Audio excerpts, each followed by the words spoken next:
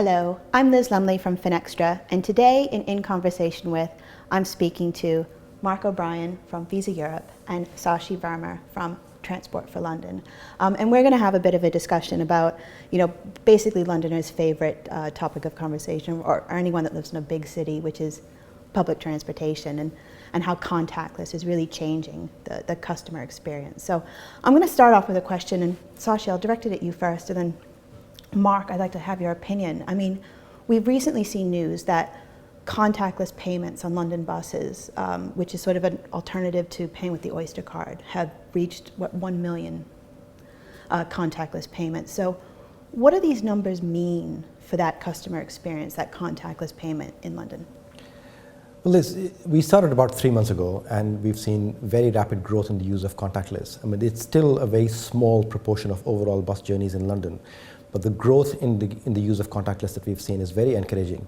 We're doing about 16,000 journeys every day these days, and what we're seeing is about 1,000 new people use a contactless card every day, which is very encouraging because it's not just the same people using it day in, day out. It's becoming a matter of convenience for a new set of people every single day.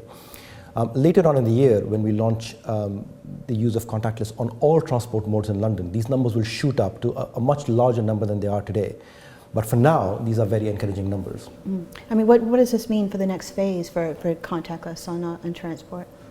Well, contactless has been growing really strongly over the last several years, and we got to the point last summer where we had 1 million transactions in the month of July, the month of the Olympic Games. We're now doing 1 million contactless transactions every single week. So we're seeing exponential growth now. And a large part of that is the rollout of terminals to national brand stores like Marks and Spencer's, the Post Office, Boots. But bringing on board the Transport for London is absolutely a terrific fill-up for the volume of contactless transactions. And as Shashi said, getting all 8,500 buses now to take contactless cards is tremendous, and bringing the tube on next year is going to be even better. I mean, in many metropolitan areas, I think transport is used as sort of the first entry for contactless for the publication. So, but what has been the customer feedback, Shashi, on this, using the contactless cards on buses, outside of just the number of trips that you're seeing? Well, Liz, the biggest issue that we've had with customers is contactless cards clashing with Oyster cards when they're presented together.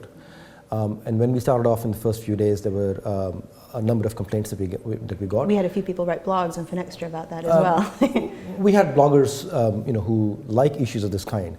But the reality is that of the 16,000 journeys that we're doing every day, we get less than one complaint every day. So, and that number itself is dwindling.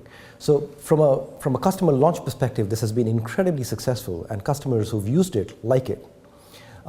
What we need to do next is to make this, the number of contactless transactions grow and make this part of the conscience of people traveling in London.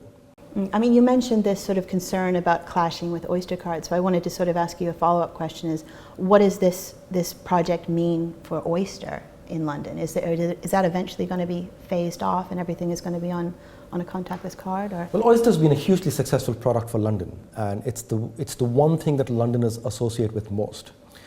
Oyster's not about to go away. What we're trying to do here is to increase the convenience that we offered with Oyster by offering contactless payments to customers.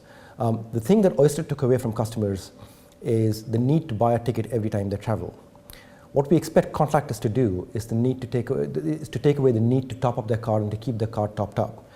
It is something that some customers are going to like. Many customers are going to use contactless payments, but it's not a product that's suited for everyone.